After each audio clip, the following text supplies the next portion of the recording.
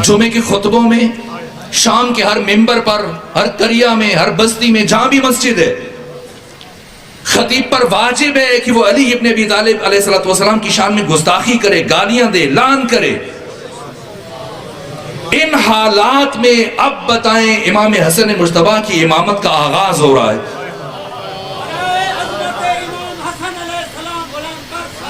اللہم صلی اللہ۔ لیکن اتنی خوبصورتی اور اتنی مہارت سے یہ کام کیا گیا، کیا فرق ہے یزید میں اور یزید کے باپ میں؟ کیوں جس طرح سے امام حسین نے یزید کے خلاف تلوار اٹھائی، امام حسن نے کیوں نہیں تلوار اٹھائی؟ اٹھائی تو تھی، لیکن پھر نیام میں کیوں ڈالا؟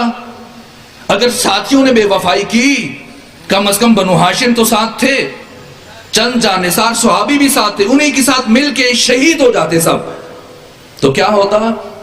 آج تاریخ خاکم بدہن امام حسن مجتبیٰ کو ایک باغی کی حیثیت سے پڑھ رہی ہوتی تاریخوں میں، کتابوں میں۔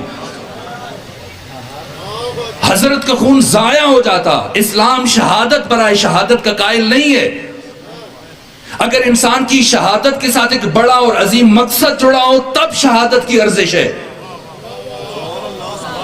اور اگر وہی ہدف انسان کی سلو کے ساتھ یا اس کے سکوت کے ساتھ جڑ جائے پھر سکوت اور سلو مقدم ہے۔ کیا کیا امام حسن مجتبیٰ نے سلو کر کے؟ کیا فرق ہے یزید میں اور کیا فرق ہے امیر شام کے درمیان؟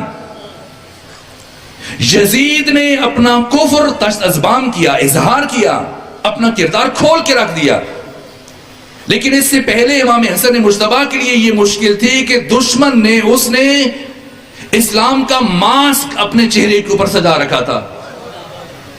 روح بنو امیہ وہی ہے، لیکن چہرے پر اسلام کا ماسک ہے، ظاہری اعمال اسلامی ہیں۔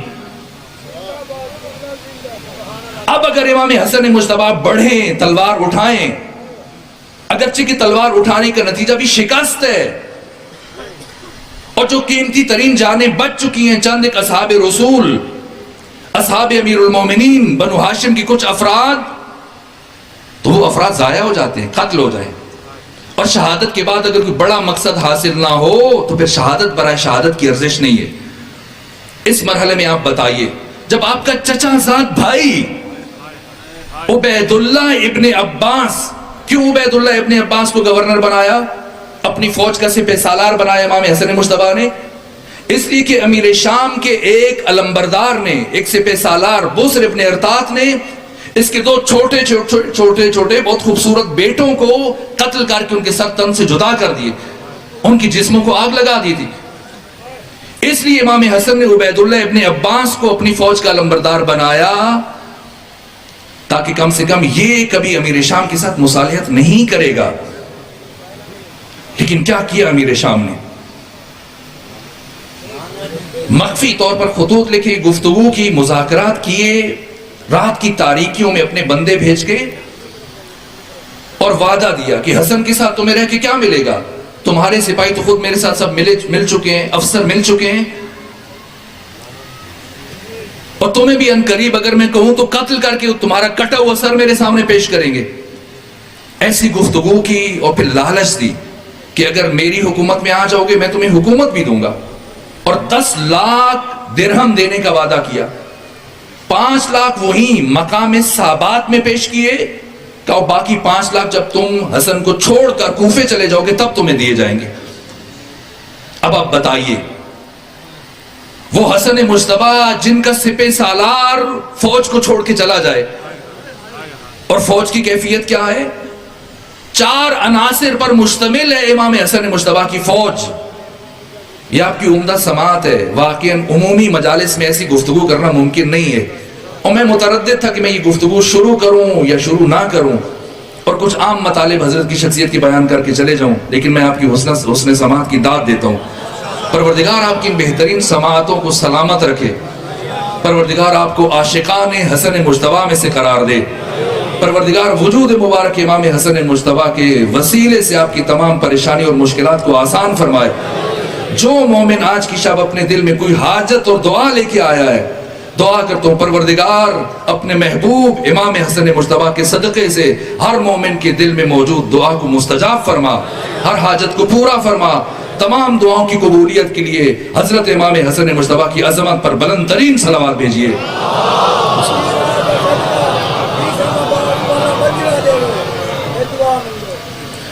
جو مومن بے اولاد ہیں پروردگار انہیں اولاد عطا فرمائے۔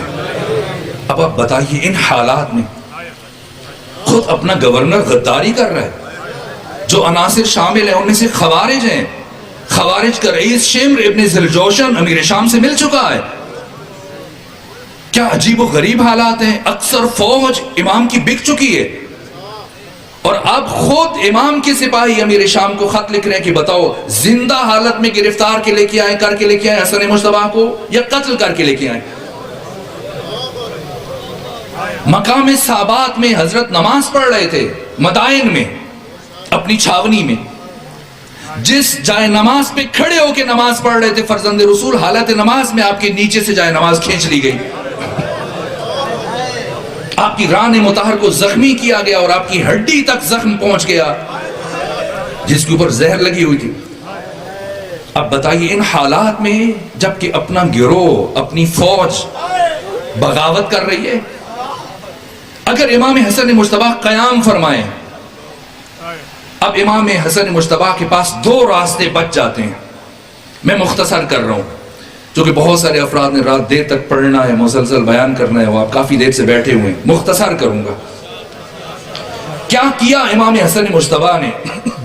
حسن مجتبیٰ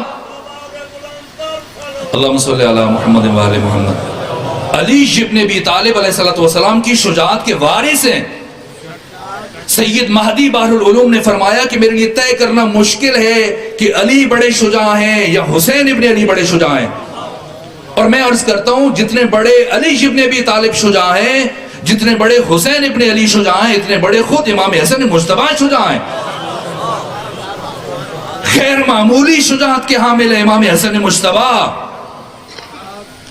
علی ابن ابی طالب کے 18 بیٹوں میں سے ایک بیٹے کا نام محمد حنفیہ ہے۔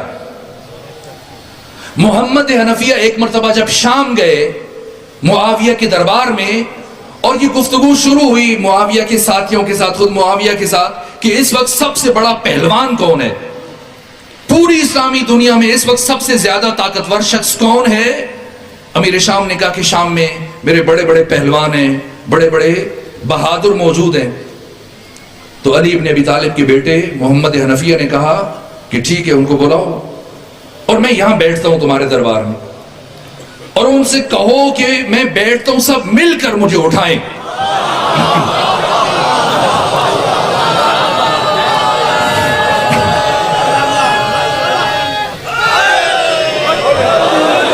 آئے بڑے بڑے پہلوانوں کو بلایا گیا، آئے سب مل کی کوشش کی کہ کسی طرح سے محمد حنفیہ کو اٹھائیں، سارا زور لگانے کے باوجود نہیں اٹھا سکے۔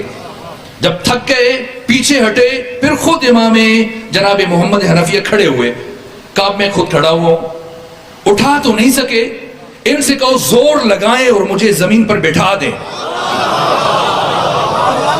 سب نے کوشش کی لیکن نہیں بٹھا سکے۔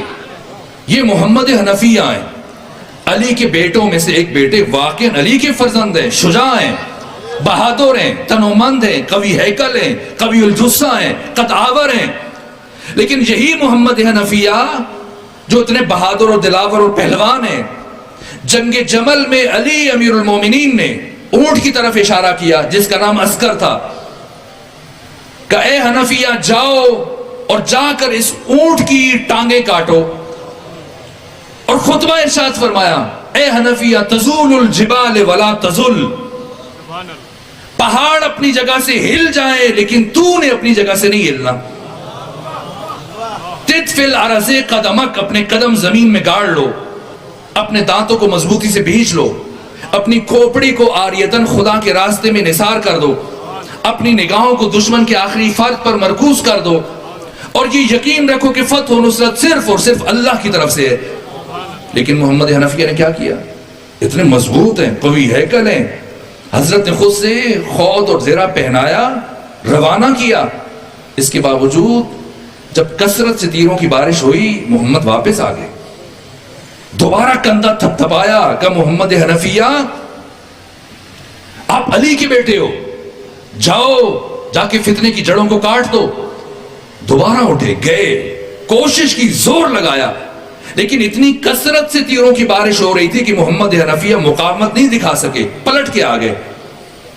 جب دیکھا امیر المومنین نے آپ کا بیٹا محمد حنفیہ فتنے کی جڑ قطع نہ کر سکے، پلٹ آئے، کثرت سے تیروں کی بارش کے باعث پلٹ آئے، تو اب امیر المومنین نے زبان سے کچھ نہیں کہا اور نگاہوں سے اپنے فرزند امام حسن مجتبی کی طرف دیکھا۔ جیسے امیر المومنین نے حسن مجتبی کی طرف دیکھا، آپ نے تلوار لی، گھوڑے پر سوار ہوئے، ایڑ لگائی، اور دیکھتے ہی دیکھتے خود حضرت کے اپنے سپاہی حیران تھے، جس سرعت سے امام حسن مجتبی اپنی فوج کے درمیان سے نکلے اور سامنے والے ابھی تیر اپنی کمانوں میں درست کر رہے تھے کہ چلائیں، لیکن جیسے بجلی چمکتے یوں حسن مجتبی قلب لشکر میں داخل ہوئے اور اتنی مہارت سے تلوار چلائی کہ ایک ہی وار میں عسکر کی چاروں ٹانگیں کاٹ کے زمین پر گرایا۔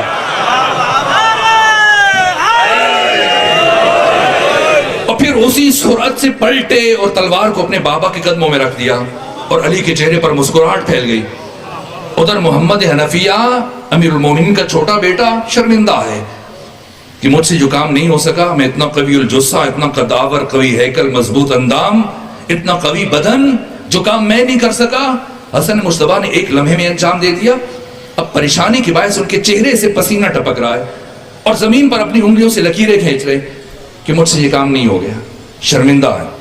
حضرت خوش تھے امیر المومنین، اور جب چھوٹے بیٹے پر محمد پر نگاہ پڑی تو کہا محمد پشیمان نہ ہو، پشیمان نہ ہو۔ لیکن کیسے؟ اب پسینہ گر رہا ہے، چہرہ زمین پہ گڑا ہے اور مسلسل زمین پہ لکیریں کھینچ رہے ہیں۔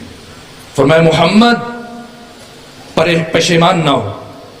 جب دوسری مرتبہ کہا اور محمد حنفیہ کی طبیعت نہیں سنبھلی اور شرمندگی کا اظہار ہو رہا ہے، ایک مرتبہ علی کے چہرے پر جلال آیا، فرمایا محمد حنفیہ پشیمانی تب ہوتی ہے جب دو انسان برابر ہوں۔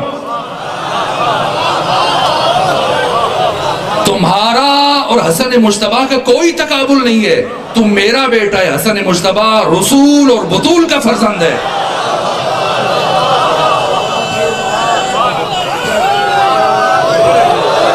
حسن مجتبی کائنات کا شجاع ترین انسان، کہ سگے بھائی جس حسن مجتبی کی برابری نہ کر سکے، کیا شام کے اوباش ان کے ساتھ ہم تقابل کر سکتے ہیں حسن مجتبی کا؟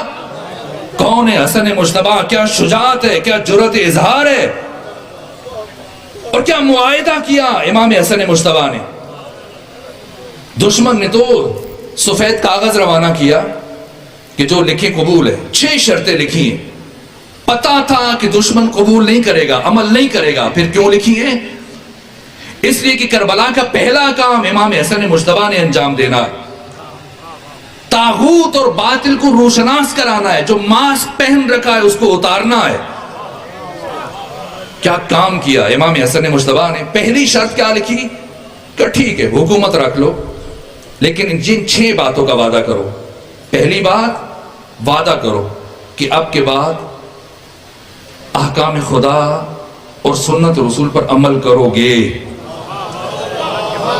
یہ کتنا بڑا تماچا ہے، صاحبان معرفت سمجھ سکتے ہیں کہ اب تک تو نے کتاب خدا اور سنت رسول پر عمل نہیں کیا، آج اگر تمہیں حکومت دے رہا ہوں تو اس شرط پر کہ اب کے بعد اس پر عمل کرو گے۔ اور دوسری شرط کیا رکھی؟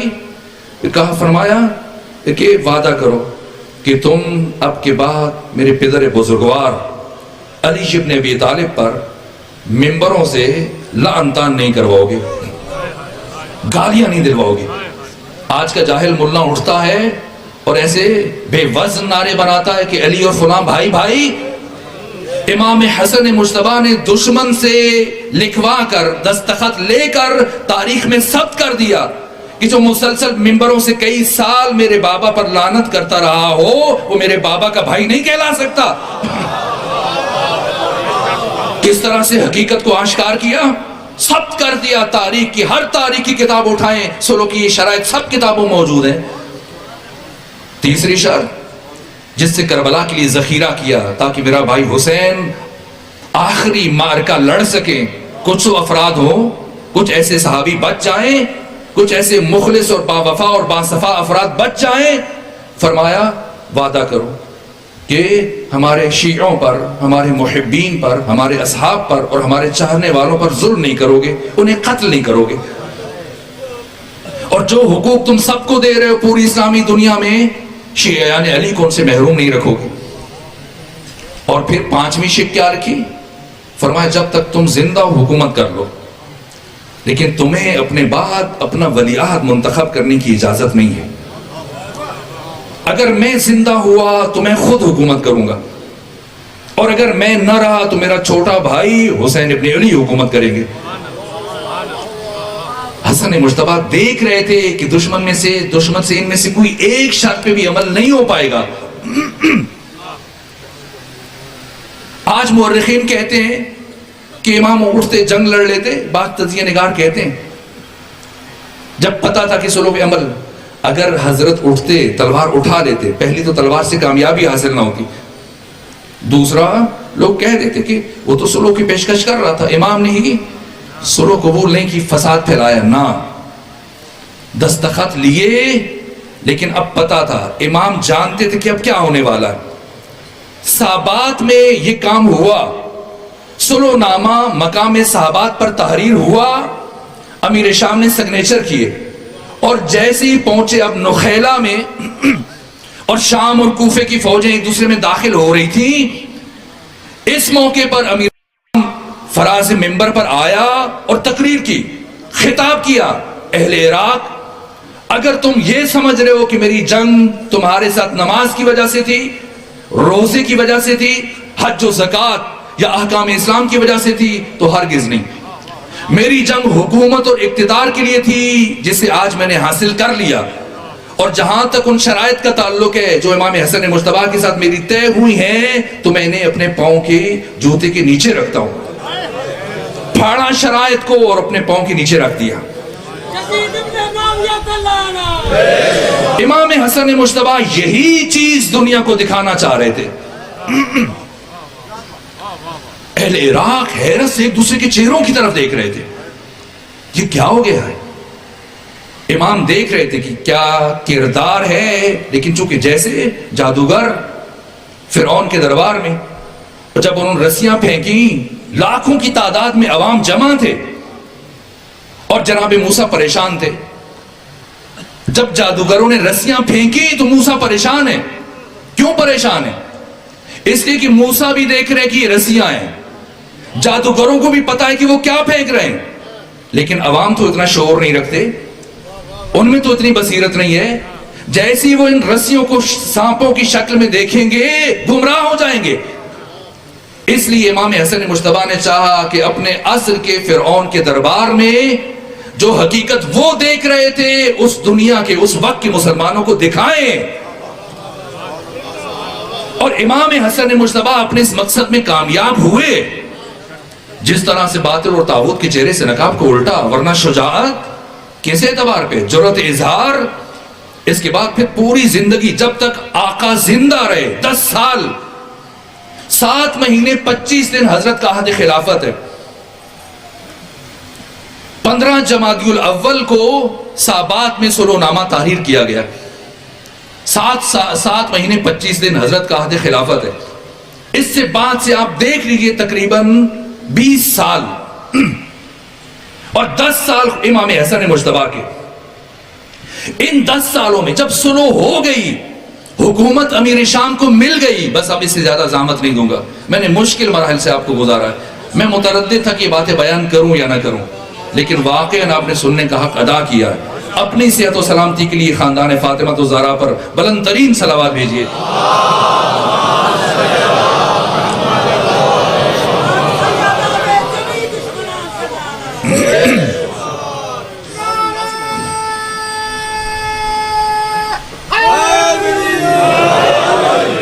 मैंने बहुत ज़हमत दी, اللہم صلی علی محمد وآل محمد۔ یہ مشکل مراحل ہیں، یہ تاریخ کے وہ اوراق ہیں جو بیان نہیں کیے جاتے، اور بیان کرنے کے لیے بھی ہمت چاہیے ہوتی ہے، لیکن جیسے آپ نے ساتھ دیا ہے میری ضرورت بھی بڑی ہے کہ نا ان مطالب کو تاریخ کے یہ گوشے بھی بیان کیے جا سکتے ہیں۔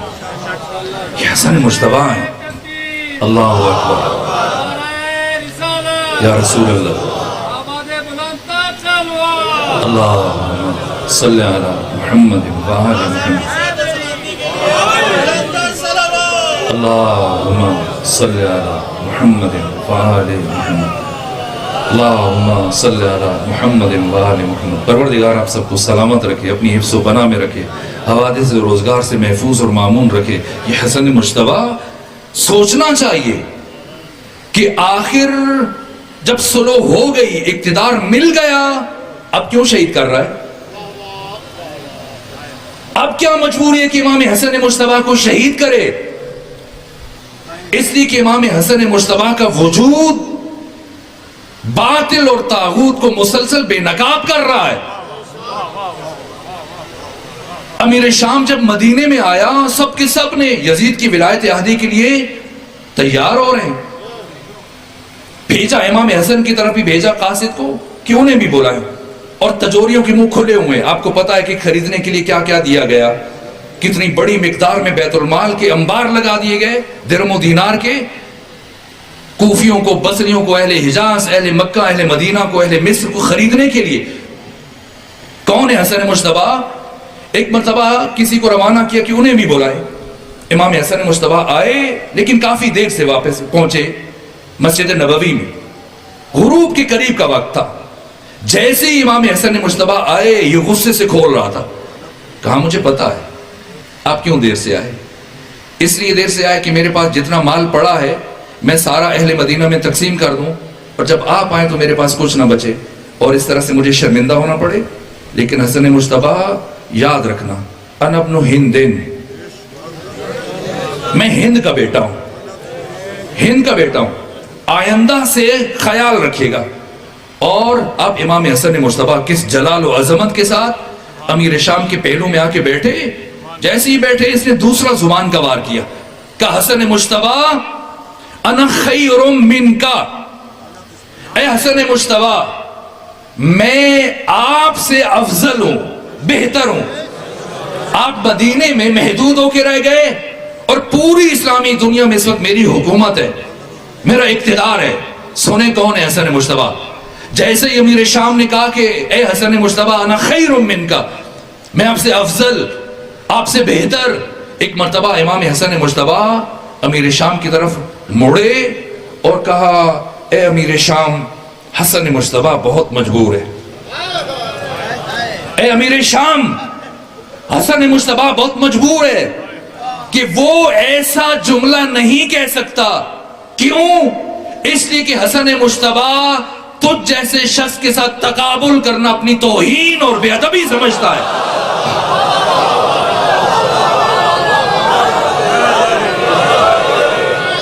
1000 ننگی تلواریں، اطراف میں سپاہی کھڑے ہیں، اور کیا جرأت اظہار ہے۔ فرمایا حسن مجتبیٰ تجھ جیسے ننگے بشریت کے ساتھ اپنا تقابل کرنا اپنی توہین اور بے ادبی سمجھتا ہے۔ اس کے بعد امیر شام نے کہا حسن مجتبیٰ یہ جتنے درہم و دینار کے انبار پڑے ہیں یہ سب اٹھا لیجئے اور لے جائیے، اور آئندہ خیال رکھیے گا کہ میں کون ہوں۔ امام اٹھے، اگرچہ کہ دربار دشمن کا ہے تو مسجد نبوی، لیکن آج دشمن کا دربار بنا ہوا ہے۔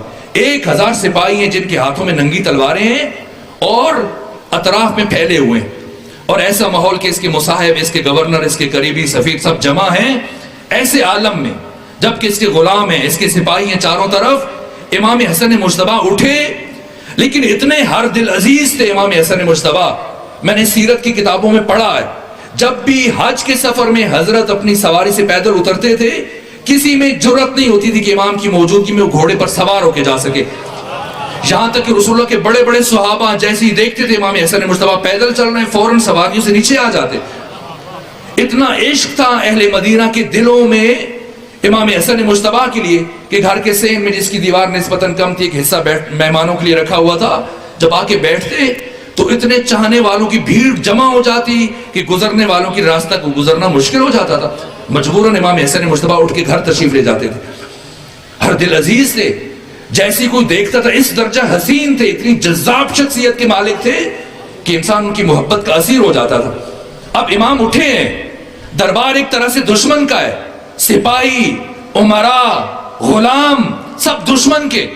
جیسے ہی امام اٹھے, امیر شام کا ایک غلام جلدی سے آگے بڑھا, پہلے امام کا چہرہ بغور دیکھتا رہا, اور جب امام اٹھے تو صورت سے بڑا آگے اور جا کر امام کی جوتیاں سیدھی کرنے لگ گیا. اور جیسے ہی اس نے امام کی جوتے سیدھے کیے, امام اپنے پاؤں کو اپنے نالین میں لے کے گئے, اور اس کے بعد اس غلام کی طرف دیکھا اور کہا یہ جو مال پڑا ہے اٹھا لے, یہ تمہاری اجرت ہے.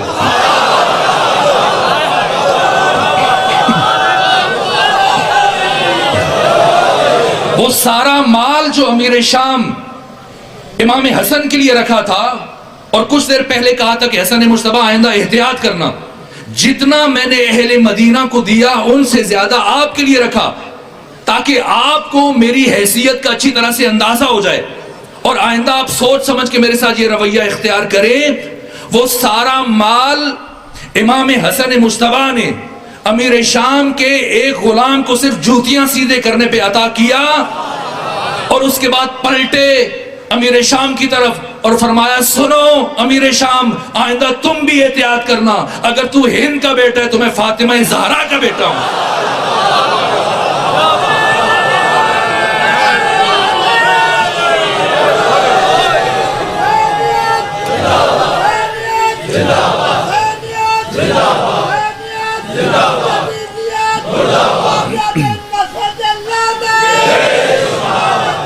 یا اللہ یا اللہ. بس آخری جملے عرض کر رہا ہوں, آپ کی محبتوں کو دیکھ کے میرا جی چاہتا ہے کہ میں ایک مرحلہ اور طے کروں, اور بس ایک مرحلہ. یہ مدینہ ہے, ممکن ہے کوئی کہے کہ حسن مجتبیٰ کا اپنا گھر ہے, بنو ہاشم ساتھ ہیں, آپ کی قریبی عزیز ہیں, آپ کا اپنا گھر ہے, یہاں پر یہ رویہ اگر اختیار کیا نہ. حسن مجتبیٰ جب اٹھ کے جا رہے تھے, امیر شام سے کہا امیر شام میں یہ دیکھ رہا ہوں کہ تو میری شرائط کی مسلسل خلاف ورزیاں کر رہا ہے, اور تو چاہتا ہے کہ اپنے بعد اپنے بیٹے یزید کی ولایت احدی کا راستہ ہموار کرے.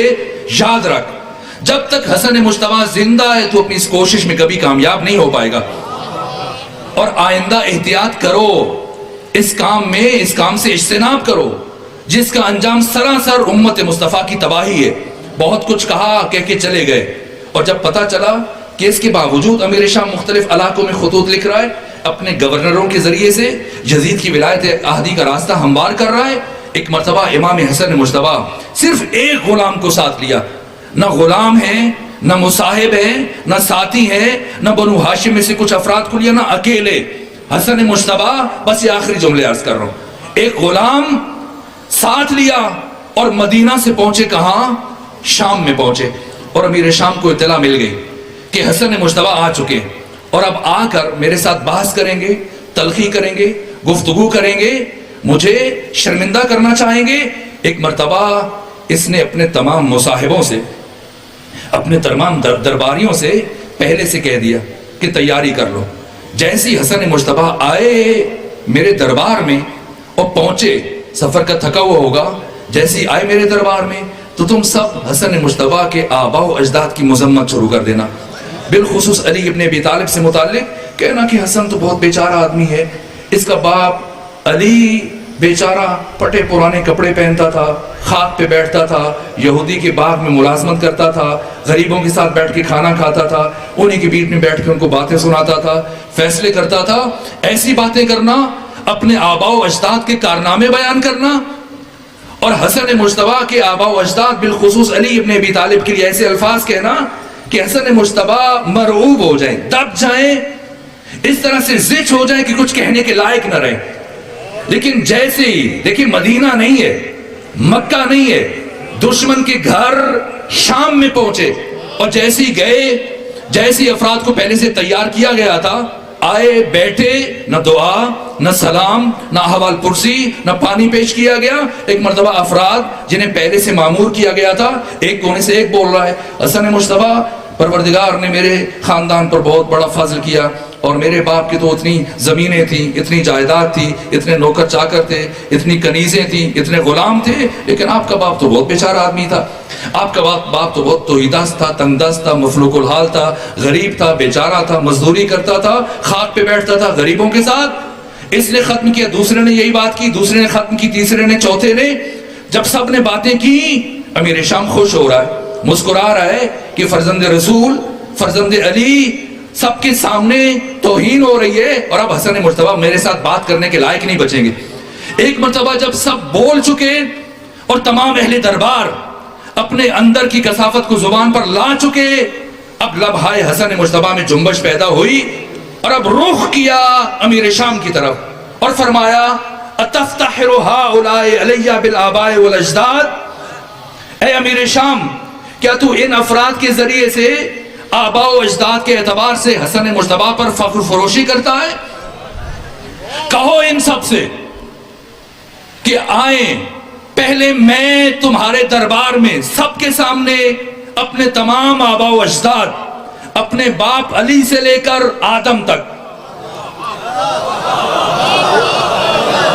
अपनी मां फातिमा से लेकर हव्वा तक, अपने तमाम अजदाद और अपनी तमाम माओं का किरदार तुम्हारे दरबार में सबके सामने बयान करता हूं, और तू इनसे कहे कि बारी बारी आकर अपनी अपनी माओं का किरदार हसन मुज्तबा के कान में बयान करें।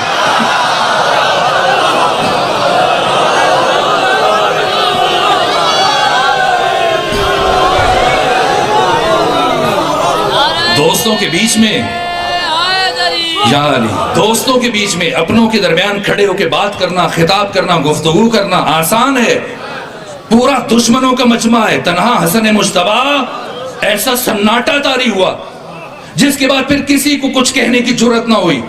और उसके बाद हजरत इमाम हसन मुज्तबा एक मरतबा दोबारा अपनी गुफ्तगू का आगाज किया, खुतबा शुरू किया। फरमाया, या अहल शाम, ए अहले शाम सुनो, हसन मुज्तबा कौन है।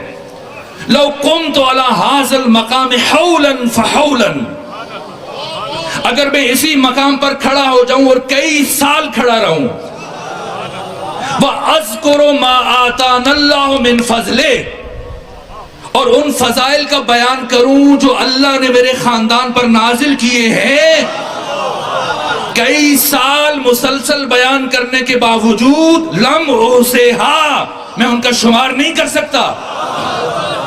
और फिर उसके बाद अपना तसर्रुफ बताया, अपनी विलायत तकवीनी का इजहार किया। पहचानो कौन है हसन मुज्तबा। फरमाया, सुनो अहले शाम, तुम शाम की हुकूमत पर इतरा रहे हो, सुनो। लौ शिअतु लजअलतुल इराक शामन व शाम इराकन, मैं हसन मुज्तबा अगर चाहूं तो शाम को इराक बना दूं, इराक को शाम बना दूं। वर रजुल इमरातन वल इमराता रजुलन, मर्द को औरत बना दूं, औरत को मर्द बना दूं। कितना बड़ा दावा है या अली, कितना बड़ा जुमला है कि अगर चाहूं तो मर्द को औरत बना दूं, औरत को मर्द बना दूं। हजरत जब अपने खुतबे में इस मरहले पे पहुंचे, फकाम रजुल मिनल हुज़्ज़ार, हाज़रीन में से एक शख्स खड़ा हुआ और कहा, यब्न अबी तुराब, मैं यक़दिरु अला ज़ालिक, ऐ अबू तुराब के बेटे हसन मुज्तबा, किस में इतनी ताकत है, कितना बड़ा दावा कर सके। हजरत ने अजीब जवाब दिया, फनज़रल इमामु इलैहि शिज़रन, इमाम ने खीरा निगाही से उसकी तरफ देखा और क्या अजीब जुमला इरशाद फरमाया, अम्मा तस्तहयीन अन तक़दी बैन अर्रिजाल, तुझे शर्म नहीं आती कि औरत होके मर्दों के मजमे में बैठ गई।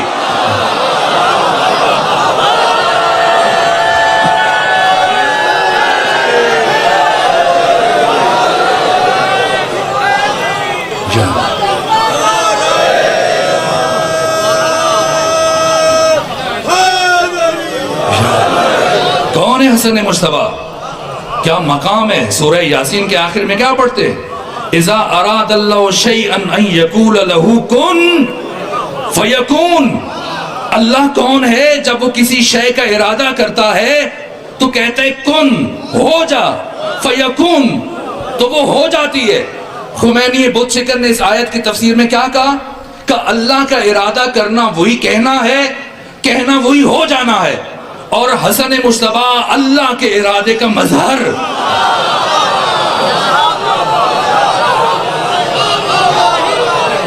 جیسی کا اما تستحشین ان تقضی بین الرجال، یا اللہ سمجھو خدا خدا ہے، قدیم کا محشر قیوم ہے، نہ ابتدائی نہ انتہا ہے۔ انسان سوچے تو قدیم بندہ، ربوبیتی منزل جدا ہے، خدا خدا ہی خدا مانے گا جو پنجے تنگا ہے۔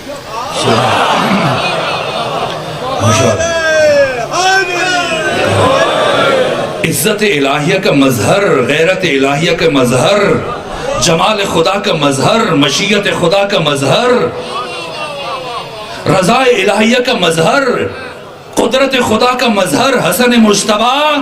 جیسی فرمائے اما تستحشین ان تقضی بین الرجال، شر نہیں آتی، عورت ہو کے مردوں کے مجمع میں آ گئی، جس لمحے کہا اسی لمحے جنس بدل گئی۔ اب کیا کہوں، میدان سے بھاگی، جیسے ہی دربار سے نکلی، ایک مرتبہ امام نے فرمایا ناد الامام و نقبہا، امام نے پشت سے آواز دی سزا پوری سنو، تو عورت بنی ہے تو وہ کیا کرے جو گھر میں بیٹھی ہے؟ کیا اب ایک گھر میں دو عورتیں زندگی گزاریں گی؟ جا قد سارت عیالو کے رجلن، وہ عورت جا جس کی اب تک تو شوہر بنا رہا وہ اب مرد بن چکی ہے، جاؤ بیوی کی حیثیت سے زندگی گزارو۔ اب وہ تو چلا گیا یا چلی گئی، لیکن پچھلے والوں کو جو بیٹھے تھے دربار میں ایک مرتبہ سام سوکھ گیا، پریشان ہے، کیا کریں، سناٹا ہے، اب کسی میں جرأت نہیں ہے کوئی ایک لفظ بھی زبان سے ادا کرے، یہاں تک کہ جب کافی وقت گزر گیا، اب امیر شام کی جان میں جان آئی تو کہا کہ آپ نے اچھا نہیں کیا، میرے شہر میں، میرے ملک میں، میری حکومت میں، میرے درباریوں کے سامنے آپ نے مجھے شرمندہ کر دیا، رسوا کر دیا، میرے گھر میں آ کر۔ امام نے ایک مرتبہ فرمایا اے لکڑی کے تخت پر بیٹھ کر فخر فروشی کرنے والے سن، حسن مجتبیٰ کون ہے؟ اے لکڑی کے تخت پہ بیٹھ کے لوگوں کے جسموں پر حکومت کرنے والے سن، ان العرش سریری، عرش پروردگار تخت ہے حسن مجتبیٰ کا، والاحمد ضمیری، اور میرے ضمیر کا نام محمد مصطفیٰ ہے، وعلی امیری، اور میرے امیر کا نام علی ابن ابی طالب ہے، والحسین وزیری، اور میرے وزیر کا نام حسین ابن علی ہے، والجبریل فقیری، اور میرے دربان کے دروازے کے فقیر کا نام جبرائیل ہے۔ اور پھر ایسا جملہ کہا، کیا جملہ، سر سیری، کیا عجیب لفظ ہے، سر مرد کے لیے ہوتا ہے، جاؤ راستہ لو، عورت ہو پھر سر نہیں کہتے، سیری کہتے ہیں۔ اب کیا جملہ کہا، جس کے بعد پھر جتنی بچی کھچی صلاحیت تھی وہ بھی ختم ہو گئی، جس کے بعد پھر کسی کو جرأت نہ ہوئی کہ کوئی کچھ بولے۔ فرمایا ان العرش سریری واحمد ضمیری وعلی امیری والحسین وزیری والجبریل فقیری، اگر تم انسان بنتے ہو ان شئت اقل لک سیری، انسان بنتے ہو یا تمہیں بھی کہوں سیری؟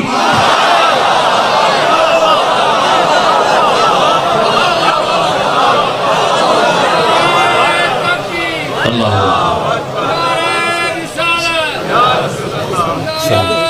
سلامت،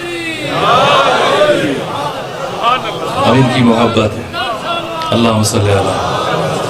بس میرے عزیزوں، اس سے زیادہ زحمت نہیں دوں گا۔ اب یا اللہ، تو خوب، اگر ہو گیا ہوتا تو شاید اچھا ہی ہو گیا ہوتا، لیکن بس اب ختم کریں۔ اب امیر شام میں اتنی جرأت نہیں کہ ایک لفظ بھی کہے، لیکن کبھی کبھی پتیلی سالن سے زیادہ گرم ہو جاتی ہے، دیچ کی سالن سے زیادہ گرم ہو جاتی ہے۔ امیر شام تو خاموش ہوا، لیکن مروان بن حکم بول پڑا اور کہا امیر شام، میں آپ کے ضعف کی داد دیتا ہوں، آپ کی ہمت اور حوصلے کی اور آپ کی برداشت کی داد دیتا ہوں کہ حسن مجتبیٰ کی اتنی بڑی گستاخی کے باوجود آپ خاموش ہیں۔ اگر آپ کی جگہ میں ہوتا تو میں حسن مجتبی کا سر اس کے تن سے جدا کر دیتا. جیسی امام حسن مجتبی نے یہ جملہ سنا اب رخ موڑا مروان بن حکم کی طرف اور کیا عجیب جملہ کہا. کیا فرمایا؟ فرمایا اے رسول اللہ کے بیٹے کو قتل کی دھمکی دینے والے، تو نے رات اسے قتل کیوں نہ کیا جو تمہارے حرم کے ساتھ تمہارے حجرے میں موجود تھا؟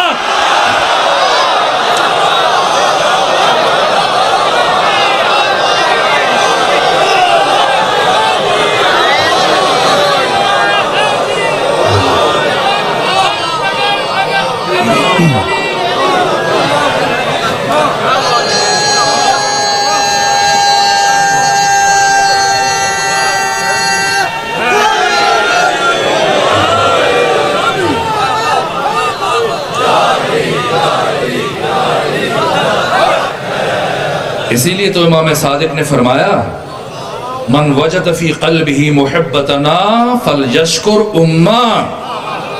جو شخص اپنے سینے میں ہم محمد و آل محمد کی محبت کو محسوس کرے اسے چاہیے کہ اپنی پاک تینت ماں کا شکریہ ادا کرے. ابو بصیر نے کہا اگر ماں مر جائے تو کیا کرے؟ فرمایا اس کی قبر پہ چلا جائے، جا کے فاتحہ پڑھے اور کہے ماں میں تمہارا ممنون احسان ہوں کہ تو نے میرے باپ کی امانت میں خیانت نہیں کی. اسی لیے تو پیغمبر نے فرمایا تھا جنگ خیبر کی فتح کے بعد پیغمبر صحابہ کرام سے فرماتے تھے کہ اپنے بچوں کو لے جا کر وہاں کھڑے ہو جایا کرو جس گلی سے علی گزر رہے ہیں، اور جب علی سامنے آئے تو اپنے بچے سے پوچھا کرو اتحب ھذا الفتى اتحب ھذا الفتى، کیا تجھے اس جوان سے محبت ہے؟ اگر بچہ کہے ہاں ہے تو ٹھیک ہے، اور اگر کہے نہیں تو گھر جا کر اس کی ماں کو طلاق دے دو.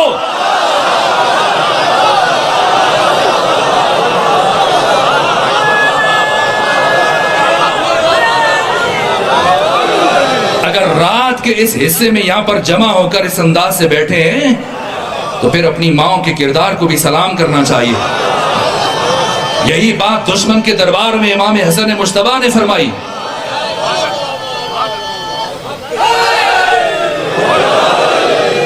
مروان بن حکم نے جیسے یہ گستاخی کی کیا جواب دیا، اور اس کے بعد جو جملہ کہا بس ختم کر رہا ہوں، آخری جملہ عرض کروں.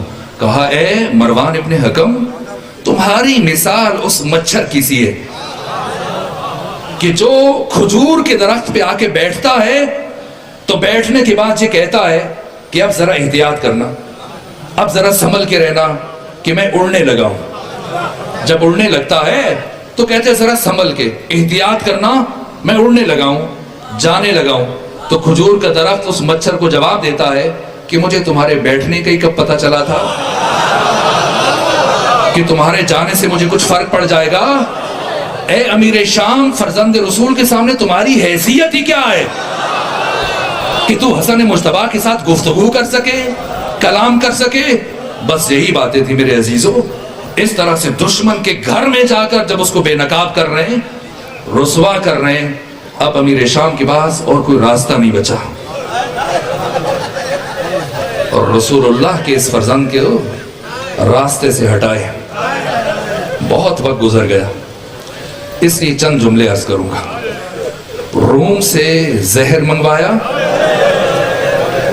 کیسا زہر ہے؟ اگر اس زہر کا کچھ حصہ ایک بڑے تالاب میں گرا دیا جائے تو اتنی شدت تھی اس زہر میں کہ ساری مچھلیاں چند لمحوں میں تڑپ تڑپ کے مر جائیں. اگر کسی جانور کے پاؤں کے ساتھ صرف باندھ دیا جائے، کھلایا نہ جائے تو وہ بھی چند لمحوں کے بعد تڑپ تڑپ کے مر جائے. یہ زہر بھیجا گیا تو کس کے ذریعے؟ اشعث بن قیس کندی کے ذریعے اسے پہنچایا گیا کہ تم اپنی بیٹی جعدہ بنت اشعث تک پہنچاؤ اور کسی طرح سے حسن مجتبی کے کھانے میں شامل کر دیں. دن بھر حالت روزہ میں تھے. کیسا عجیب افطار ہے. جعدہ نے کھجور میں بھی زہر ڈال دیا، انگور میں بھی زہر ڈال دیا، شربت میں بھی زہر ڈال دیا، تاکہ فرزند رسول جو بھی اٹھا کے کھائیں حضرت کی رحلت ہو جائے. ایک مرتبہ حضرت نے انگور کا دانہ لیا، پھر شربت کا ایک گھونٹ لیا، اتنا شدید زہر تھا، جیسے یہ ہونٹ سے حلق سے اترا، ایک مرتبہ حضرت کی زبان پہ یہ کلمات جاری ہوئے، انا للہ و انا الیہ راجعون۔ اٹھے جودہ کے گھر سے، کہاں جا رہے ہیں؟ ام فروہ کے حجرے کی طرف جا رہے ہیں۔ پہنچے، جب ام فروہ نے دیکھا کیا عالم ہے، اب ماما اتر کے گلے میں آ چکا ہے، ہونٹوں پہ خون کے نشان ہے، چہرے کا رنگ زرد ہے، جسم لڑکھڑا رہا ہے۔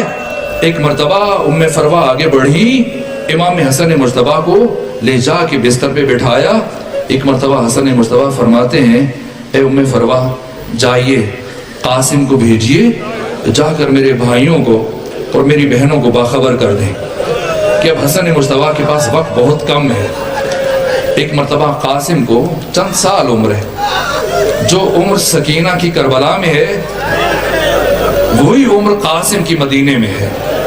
3-3.5 سال سے میں بس 2 جملے عرض کروں گا، سکت نہیں ہے کہ تفصیلی مسائل عرض کر سکوں۔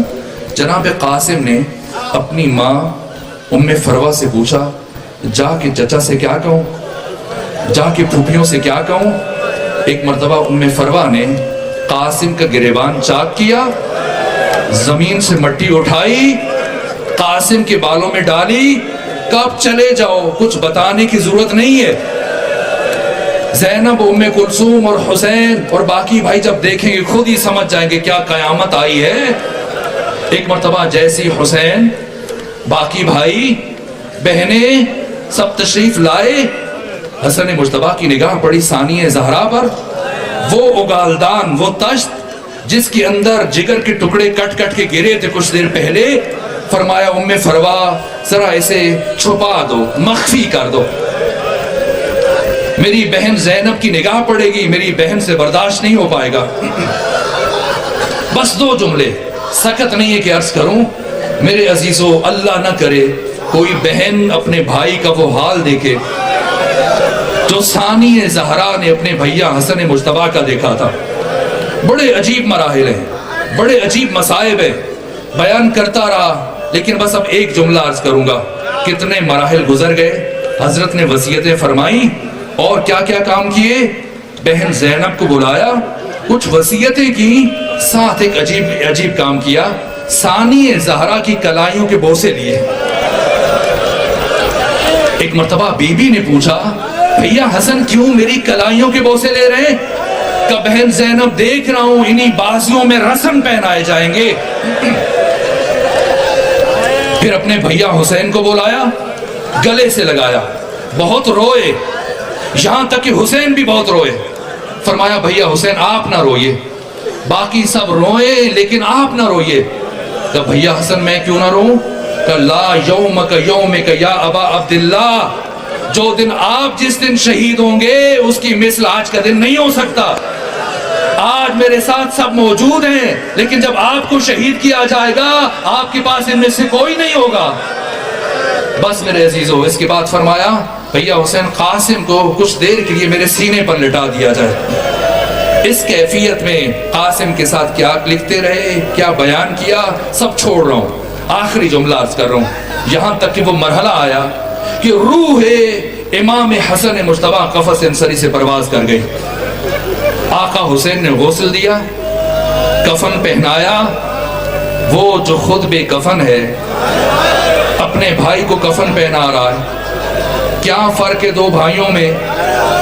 ایک بھائی کو 2 مرتبہ کفن ملا، دوسرا بھائی بے کفن چلا گیا۔ لیکن جب حسن مجتبیٰ کو پہلا کفن ملا اس کا رنگ سفید تھا، دوسرا کفن کیوں دینا پڑا؟ اس لیے کہ اب اسی سفید کفن کا رنگ سرخ ہو چکا تھا۔ کیا ہوا؟ ایک مرتبہ جب غسل و کفن دے چکے، جنازہ گھر سے اٹھا، پہنچے مسجد نبوی میں، حرم رسول اللہ کے پاس، آقا حسین نے خود جنازہ پڑھوایا۔ جیسے ہی جنازہ پڑھا چکے، اب دفن کا مرحلہ آیا۔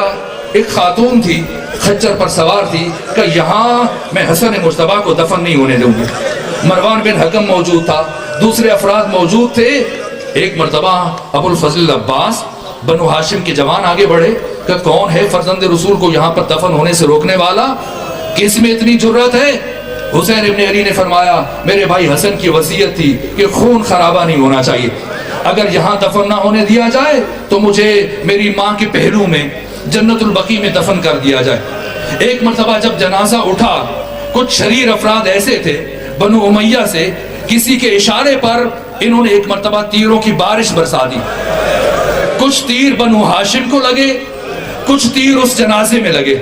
आप भी शबी बनाते हैं, मैं इन दिनों में मुल्तान में देखता रहा, मुख्तलिफ मकामात पर ताबूत की शबी लेके आते रहा, लेकिन क्या फर्क है, आप कभी भी उसकी शबी नहीं बना सकते, इसलिए कि आप जो भी ताबूत लेके आते हैं उस ताबूत के अंदर तीर पैवस्त होते हैं। लेकिन हसन मुज्तबा के जिस्म अतहर में तीर पैवस्त हुए थे। शहादत के बाद एक मरतबा हसन मुज्तबा के जसद मुतहर को उठाया गया।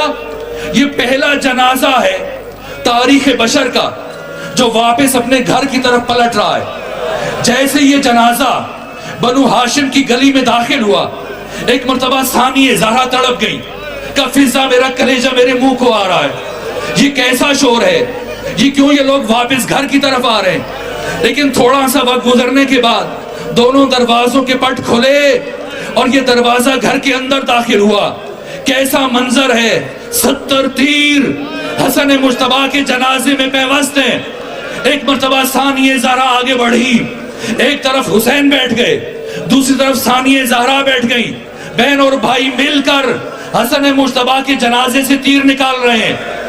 ये 10 हिजरी है, 50 हिजरी है, और 10 साल गुजरने के बाद जब 61 हिजरी आई और 11 मुहर्रम के दिन जब बीबियों को महमलों पर सवार किया गया, जब बीबियों को ऊंटों पर सवार किया गया और जैसे ही पत्थरों का एक ढेर आया, सानिए ज़हरा ने खुद को ऊंट की बुलंदी से जमीन पर गिराया। हाथ तो पसे गर्दन बंधे हुए थे, बीबी ने अपनी कोहनियों से पत्थरों को हटाना शुरू किया और कहा भैया हुसैन मुझे मुआफ कर देना, कल इन्हीं हाथों से मैंने अपने भाई हसन मुज्तबा के जिस्म से तीर निकाले थे, अगर आज मेरे हाथ आजाद होते तो तेरे जिस्म में ये टूटे हुए तीर ना बच जाते। अला लानतुल्लाह अलल कौम ज़ालिमीन व सयअलमुल लज़ीन।